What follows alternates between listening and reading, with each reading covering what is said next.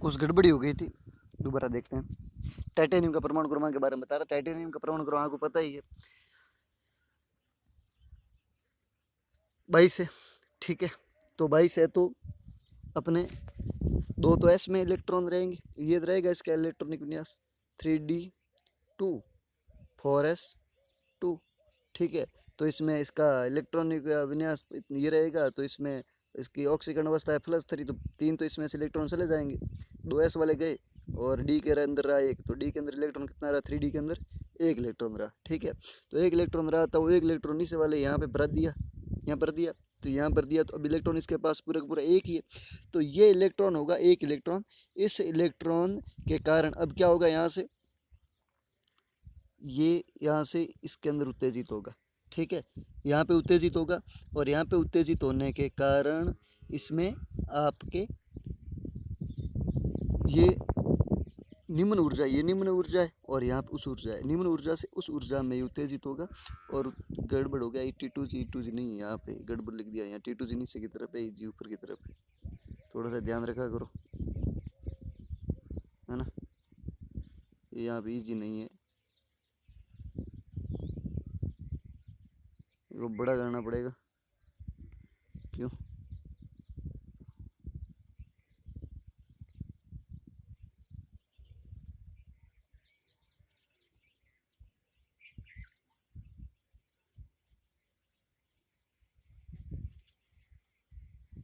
Organic साफ सीख गए सब करना, अब छोटा कर देते हैं थोड़ा।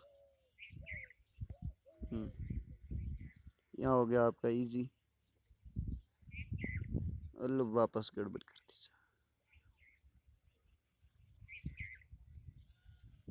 इजी ये है, T2G ये है, पता नहीं एक बार गड़बड़ हो जाती है ना। आप सही है, तो यहाँ ऊपर की तरफ जाएगा, तो इसमें ऊर्जा का क्या हो जाएगा, इस प्रकार से। ठीक है, ऊर्जा क्या उस ऊर्जा की वजह से ही उस निम्न ऊर्जा से उस ऊर्जा में जाएगा, तो उस ऊर्जा में जाने की वजह से इसमें क्या उत्पन्न होगा, संकरण उत्पन्न होगा, और संकरण डी संकरण उत्पन्न होने के कारण ये कैसा होगा, रंगीन होगा।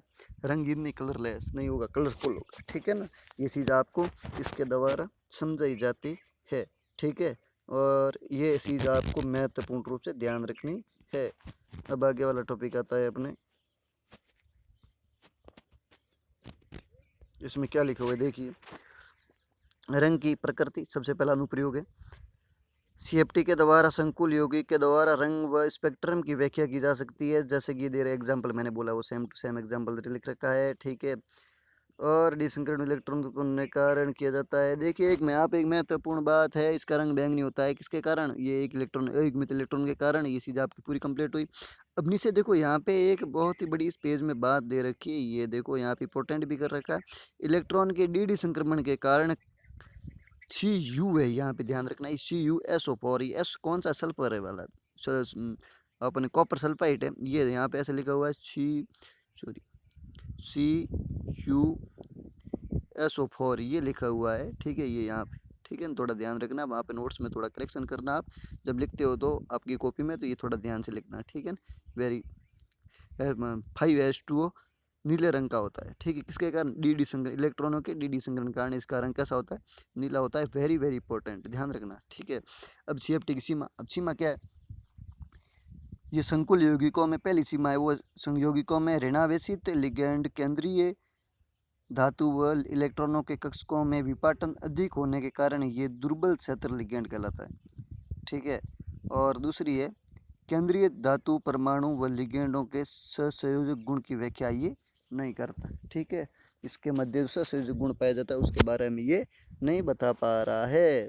अब नीचे क्वेश्चन दे रखा है, आपकी सीएफटी पूरी हुई। अब क्वेश्चन ऐसे क्वेश्चन है, ये बहुत इंपॉर्टेंट क्वेश्चन लगते हैं मेरे को, इसलिए मैं ऐसे क्वेश्चन देता हूँ, और ये बहुत बढ़िया क्वेश्चन है, इसके बारे में कुछ अपन बात करेंगे अब। ठीक है, ये क्वेश्चन है पहला, CO मतलब कोबाल्ट NH3 6+3 आंतरिक कक्षक संकुल है, जबकि CuNH3 6+2 बाह्य कक्षक संकुल है, क्यों।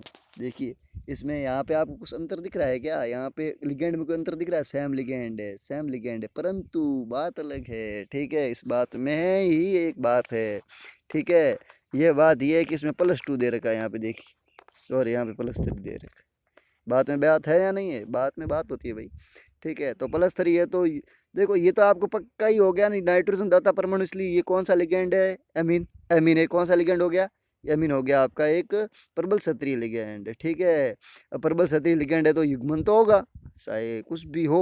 ठीक है, अब यहाँ पे जैसे कोबाल्ट है, कोबाल्ट का परमाणु क्रमांक 27 होता है, और ये वैसे सामान्य तौर पर इसका जो इलेक्ट्रॉनिक विन्यास ये होता है 3d7 4s2, ये सामान्य इलेक्ट्रॉनिक विन्यास है। और इसमें यहाँ पे इसकी ऑक्सीजन, मैं पहले इसके बारे में बात कर रहे हैं, इसके बारे में। ठीक है, तो यहाँ पे इसकी ऑक्सीजन अवस्था कितनी है भाई? एमीन जो है NH3 है, इसका तो एमीन की के ऊपर कोई चार्ज नहीं होता, तो इसके ऊपर जो +3 दे रखा है, तो ये +3 किसका चार्ज है? आपके +3 चार्ज है वो है अपने किसका? इस कोबाल्ट का ही है। ठीक है ना, किसका होगा? और आगे कोबाल्ट +3 है, तो इसमें आपके जो इलेक्ट्रॉन है एस वाले गए, जीरो हो गया, एस में तो गया, सब जीरो हो गया। ठीक है, और डी में से एक गया, 7 थे उसमें से रह गए, तो सब हमने यहाँ पे भर दिए, और ये सब जीरो जीरो जीरो सब जीरो। ठीक है, अब यहाँ पे ऐसे मामला हो गया। अब है नीचे वगैरह दे रखा है, इसमें भी आपके NH3 स्ट्रॉन्ग फील्ड लिगेंड है, तो हमने क्या कर दिया? इसका युग्मन कर दिया, इन सभी को युग्मित करके ऐसे रख दिया। तो इसे युग्मित किया तो यहाँ पे ये दो खाली स्थान हो गए ना, दोनों हो गए। दोनों खाली स्थान होने के कारण क्या हुआ? यहाँ पे ये दोनों एमीन यहाँ पे जुड़ सकते हैं, और यहाँ पे इस प्रकार से इनको पूरे स्थान मिल सकते हैं, पूरे से है ना लिगेंड से, तो स के से लिगेंड यहाँ पे जुड़ गए। ठीक है, और यहाँ पे संकरण हो गया D2sp3। तो D2sp3 कौन सा संकरण है? आंतरिक कक्षक संकुल। आंतरिक मतलब अंदर वाला, ये बाहर वाला 4D का उपयोग थोड़ा ही हुआ है, अंदर वाले 3D का उपयोग हुआ है ना। अरे भाई, इसमें कॉम्प्लेक्स बनाने में आपके बाहरी कक्षक का उपयोग, इस कक्षक का उपयोग हुआ है क्या? नहीं हुआ है। इसका हुआ है क्या? नहीं हुआ है। ठीक है, नहीं हुआ है तो बाहरी कक्षक का संकुल का उपयोग नहीं हुआ। ठीक है, बाहरी लिगेंड का उपयोग नहीं हुआ, सॉरी बाहरी कक्षक डी कक्षक का उपयोग नहीं हुआ, तो उसको क्या बोलेंगे अपन? आंतरिक कक्षक संकुल बोलेंगे। ठीक है, निम्न कक्षक संकरण बोलेंगे। तो इसमें आपके ये 3 अमोनिया है, ये एमीन है, ये सभी यहाँ पे जुड़ गए, और बाद में ये अंदर वाला D3D कक्षक का उपयोग हुआ है, तो इसलिए आंतरिक कक्षक संकुल कहते हैं। अब बात आ गई यहाँ पे मामला कुछ का है, अलबेला है। देखिए आप, ये यहाँ पे +2 है, तो +2 है तो यहाँ पे इलेक्ट्रॉन निकले कौन से? सिर्फ ये सामान्य, तो ये सेम टू सेम है, सामान्य ये तो क्या रहेगा? सेम ही रहेगा, कोई अंतर है नहीं। अब बात आई +3 की, यहाँ पे +3 है, यहाँ पे क्या है? +2 है, ये +2 दे रखा है, तो +2 दे रखा है, तो इलेक्ट्रॉन कौन से? केवल एस वाले बाहर निकलेंगे, एस वाले बाहर निकलेंगे, तो बाकी कितने रहे? 3d7, तो 3d7 बाहर रहे, तो 3d7 अंदर रहे, तो इस डी में 7 इलेक्ट्रॉन रह गए, तो इसका ये स्ट्रॉन्ग फील्ड लिगेंड है, युग्मन तो होगा, युग्मन कर दिया तो 3 तो पेयर हो गए, और एक अनपेयर्ड रह गया, और इसके पास खाली कक्षक कितना रहा शेष? ये एक खाली रहा। तो आपको पता होगा कि केवल एक कक्षक के लिए इलेक्ट्रॉन, सॉरी जो यहाँ पे लिगेंड है, यहाँ बॉन्ड नहीं बनाएगा, उसको केवल डी के अंदर कम से कम कितने इलेक्ट्रॉन खाली जगह चाहिए? अपने अष्टफलकीय के अंदर 2 खाली चाहिए, तो 2 यहाँ पे है नहीं, एक है, तो ये कहाँ चला जाएगा? बाहर की तरफ चला जाएगा, और इसका संकरण कैसा क्या बन जाएगा? sp3d2। ठीक है, ये कौन सा संकुल होता है? ये सूर्य कैसा कौन सा संकरण होता है? बाह्य कक्षक संकरण होता है, या बाह्य कक्षक संकुल होता है। किसी से आप दोनों क्या रखोगे? ध्यान रखोगे, वेरी इंपॉर्टेंट। मजा आएगा ना इसमें? ठीक है, कितने मजेदार क्वेश्चन है, मजा आएगा आपको, आप पढ़ते रहो बस, मजा सब कुछ, मजे तो आने ही है। पढ़ेंगे उनको मजा आएगा, नहीं पढ़ेंगे उनको नहीं आएगा, सीधी बात। आगे वाला है आपका, इसमें कुछ दे रखा है, सीधा आपके वो बताया ना, इसका हल दे रखा है, ये हुआ ऐसे बता रखा है। ठीक है ना, रामायण बता रखी है, इसमें ये बता रखा है कि ये जो +3 वाला प्रबल क्षेत्र लिगेंड होने के कारण डी संकरण रिक्त डी कक्षक पाया जाता है, मतलब डी कक्षक जो 3D कक्षक है उसमें का युग्मन डी कक्षक युग्मन हो जाता है, जिसके कारण 2 रिक्त डी कक्षक पाए जाते हैं। उसकी सहायता से लिगेंड आंतरिक डी कक्षक का बंधन बनाने का प्रयोग करता है, जिससे को अपने aqua sorry hexa amine cobalt 3rd ion में आंतरिक कक्षक संकुल बनता है।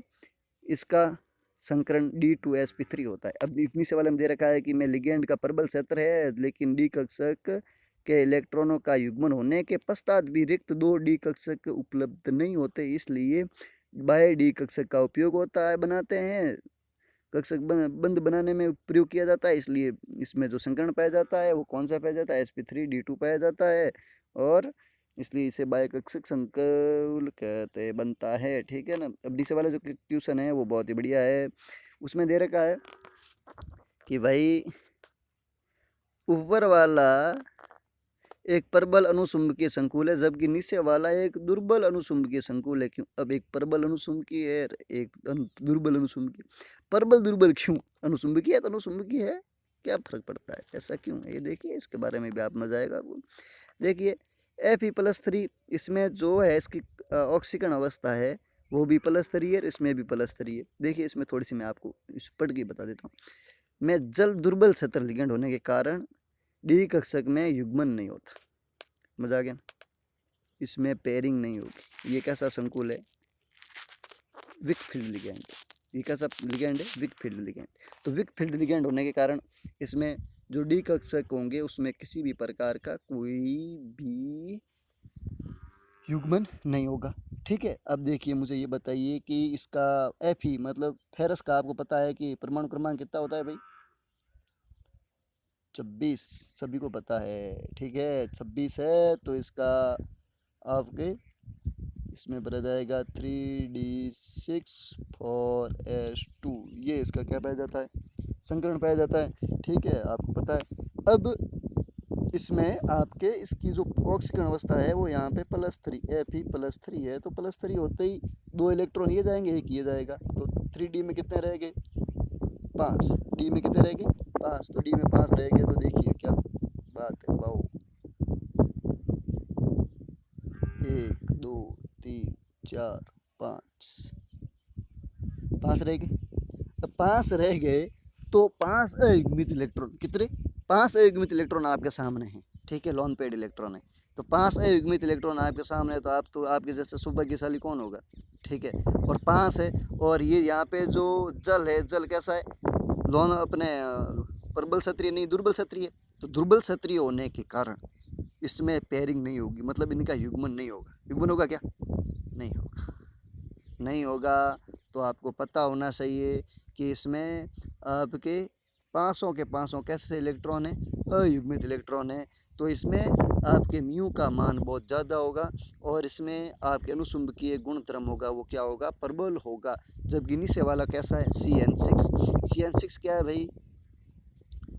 CN मतलब साइनो है। साइनो कैसा है? इसमें दाता परमाणु कार्बन और नाइट्रोजन है। मान लो कार्बन है इसमें, तो कार्बन और नाइट्रोजन, मतलब आपको मैंने बोला ही था कि ये कैसे होते हैं, आपको पता है, स्ट्रॉन्ग फील्ड लिगेंड होते हैं, ठीक है। स्ट्रॉन्ग फील्ड लिगेंड होंगे तो नीचे वाले में स्थिति समान रहेगी। इसमें भी फेरस के ऑक्सीकरण अवस्था कितनी रहेगी? +3 है। नीचे वाले में इसमें भी +3 है, परंतु इसमें क्या होगा? युग्मन होगा, पेयरिंग होगी। तो पेयरिंग होगी तो पूरे के पूरे इलेक्ट्रॉन होंगे ये पेड हो जाएंगे, ठीक है। इसमें बाकी कितने रहेंगे? ये इधर वाला यहाँ आ गया तो ये हो गया, ठीक है। और उसके बाद वाला ये यहाँ आ गया तो ये यहाँ हो गया, ठीक है। अब बाकी कौन रहा? ये। तो इसमें lone pair electron lone pair कितने बाकी रहे? ये गया, ये गया, ठीक है। बाकी कितने रहे? एक लॉन पेयर जो अयुग्मित इलेक्ट्रॉन वो कितना बाकी रहा? एक रहा। एक अयुग्मित मतलब एक अनपेड इलेक्ट्रॉन है, ठीक। एक अनपेड इलेक्ट्रॉन होगा वो क्या करेगा? उसमें इसके द्वारा अनुचुंबकीय गुणधर्म उत्पन्न होगा वो कम होगा, ठीक है। बस बात 3 यही है। इसमें जो चुंबकीय गुण होगा वो कितना होगा? √3 है। मजा आ गया ना, ठीक है। और उसमें तो आप जानते ही, निकाल देना, ठीक है। अब इसके बाद है नीचे वाली जो बात लिख रखी है, उपसंयोजक यौगिकों का स्थायित्व। उपसंयोजक यौगिक में केंद्रीय धातु व देखो स्थायित्व, उपसंयोजक यौगिकों स्थायित्व को समझने की बात है। तो उपसंयोजक यौगिकों के केंद्रीय धातु व लिगेंड सहयोग करते हैं, मतलब आपस में जुड़ते हैं। स्थायित्व कैसे बढ़ेगा? केंद्रीय धातु परमाणु लिगेंड के मध्य ज़्यादा प्रबलता से बंद होंगे, तो वो ज़्यादा प्रबलता से बंधे हुए रहेंगे, सहयोग ज़्यादा प्रबलता से होगा तो वो स्थायी ज़्यादा होगा। और उसके मध्य जो बंध बनेगा वो कैसा? दुर्बल होगा, कोऑर्डिनेशन बॉन्ड, तो वो ज़्यादा प्रबल नहीं होगा। उपसंयोजक यौगिकों में केंद्रीय धातु व लिगेंडों के सहयोग करते हैं और इसमें केंद्रीय धातु व लिगेंडों के इलेक्ट्रॉनों के मध्य आकर्षण बल कार्य करता है। किसी लिगेंड का आकर्षण बल जितना अधिक होगा संकुल उतना ही अधिक स्थायित्व होगा। समझ गए ना? ये बात है। इसके बारे में अपन कल और पढ़ेंगे, ठीक है, आगे वाले वीडियो में। ये इससे ऊपर ऊपर वाला आप लोग बढ़िया ढंग से पढ़ना, ठीक है ना, बढ़िया ध्यान देना और मस्त रहना, मस्त खाओ, मस्त रहो। धन्यवाद।